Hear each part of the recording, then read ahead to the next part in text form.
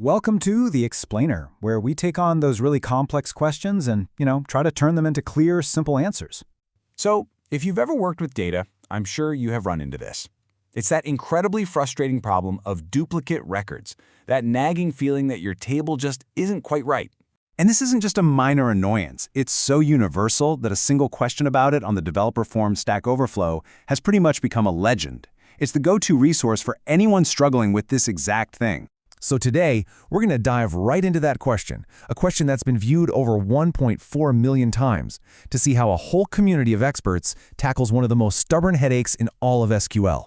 Okay, let's get into it. The first big solution is a real classic. It's a battle-tested approach that uses a command you probably already know and love, or maybe hate, group by. The logic here is actually pretty brilliant in its simplicity. You're basically telling the database, hey, go find every single group of rows that are exactly the same. And from each of those little groups, I only want you to pick one survivor to keep. And here's what that looks like in practice, from a user named Mark Brackett. Now this looks a bit complicated, but the thinking is really clever. First, it groups all the duplicates together and grabs a unique ID, in this case, the lowest one, from just one row in each group. That creates our keep list. Then it uses what's called a left join to compare the original table to our new keep list. Any row that doesn't find a match gets the boot. So you see what it did there? It's kind of a neat trick. Instead of hunting for what to delete, it figures out what to save first and then just deletes everything else. It's a really smart, if maybe a little complex, way to solve the problem. But you might be asking, isn't there a more modern way to do this? And yes, there is. That brings us to solution number 2, which uses a feature many developers find a lot cleaner, the common table expression, or what everyone just calls a CTE. This approach, from a user named Martin Smith, uses this really powerful function called row_number, and it makes the whole process incredibly direct. I love this method. It's like you're taking each little pile of identical items and you're putting a sticker on each one. Number 1, number 2, number 3.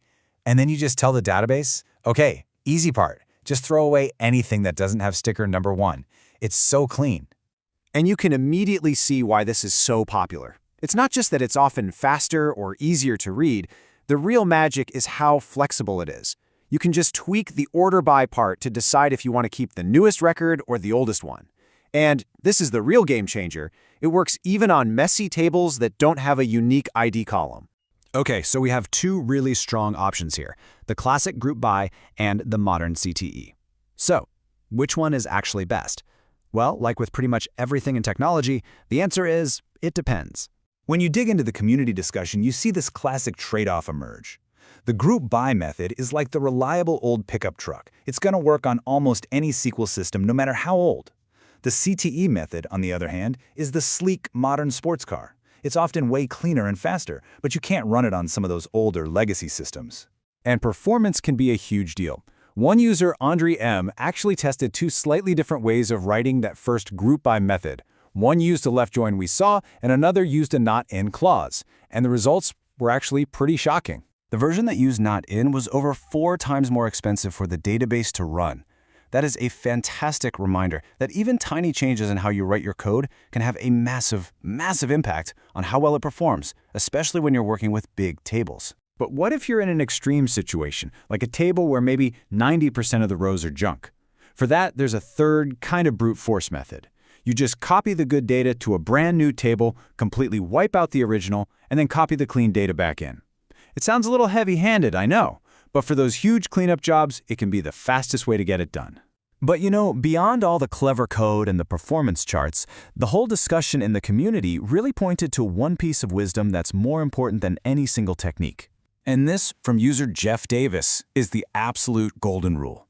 Before you ever run a delete statement that could affect thousands or millions of rows, just change that one word. Change delete to select. See exactly what you are about to destroy. It's like the old saying, measure twice, cut once, because one wrong move here can be absolutely catastrophic. All of this great back and forth on how to best clean up duplicate data, it kind of naturally leads to one final much bigger question. And that question is, what if we didn't have to clean up this mess in the first place? By using something called a unique index, you're not just cleaning up a mess, you're giving the database a strict rule. Do not, under any circumstances, allow a row to be saved if it's identical to one that's already here. It's all about prevention, not just cure. And so that really leaves us with this final thought. While knowing how to get rid of duplicates is a totally vital skill for anyone who works with data, maybe, just maybe, the ultimate goal is to build our systems so well that this problem never even happens. So is our time better spent becoming an expert on the cure or on prevention? That's something to think about the next time you design a table.